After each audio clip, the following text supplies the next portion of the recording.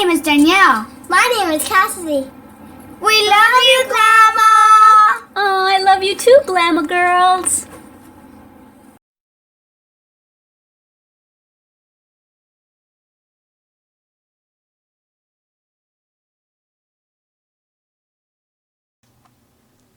Hi everyone, Leticia here again with Made with Love by Glama, where everything here is always made and taught by me with love.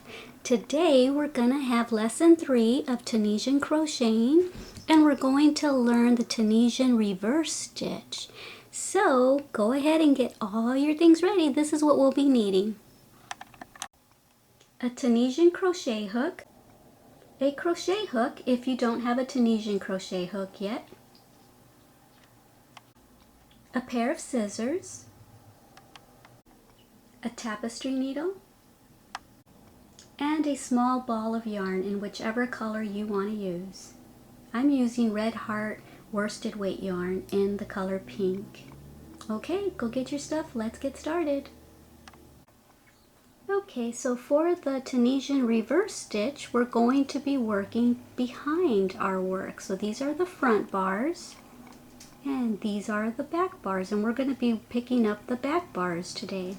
Okay, so this is the back bar and there's the front bar, but we're not going to work into that first stitch because we already have the loop of that one. So what we're going to do is, let's see if we can separate these stitches. There's the front and there's the back. Okay, we're going to pick up that back one. So what we're going to do is we're going to go between this first stitch and this second stitch, okay? And we're going to go behind the front bar, okay? But in front of the back bar, and pick up the back bar and then yarn over and then pick up that loop right there. That's pretty easy. Okay, now we're going to go between the second and third stitch and pick up that back bar. See, there's the back bar, and then yarn over and pick up a third loop, and we're just going to keep doing that all the way across till we get to the end.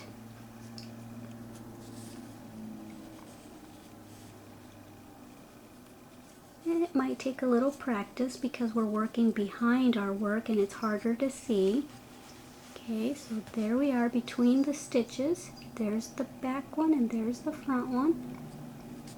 Pick up the back and then pick up a loop. Okay, let's just keep going.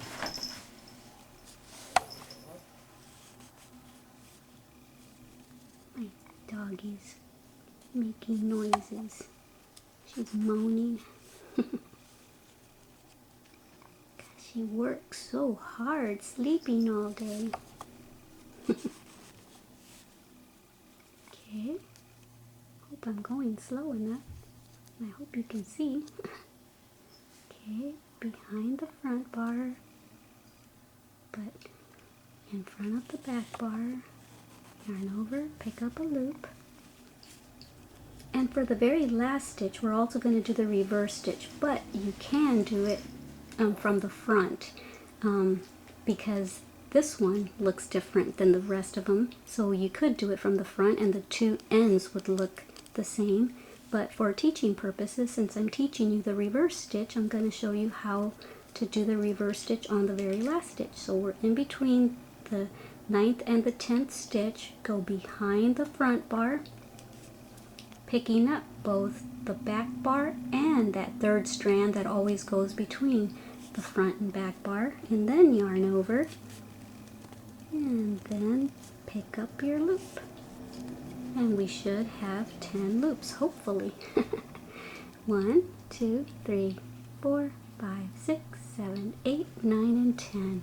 So that's our forward pass for the Tunisian reverse stitch, and now we're going to do the return pass just like we always do. Yarn over, chain 1, yarn over, go through 2, yarn over, go through 2, and just continue like that till we get to the other end now, and when we only have one loop, we're done.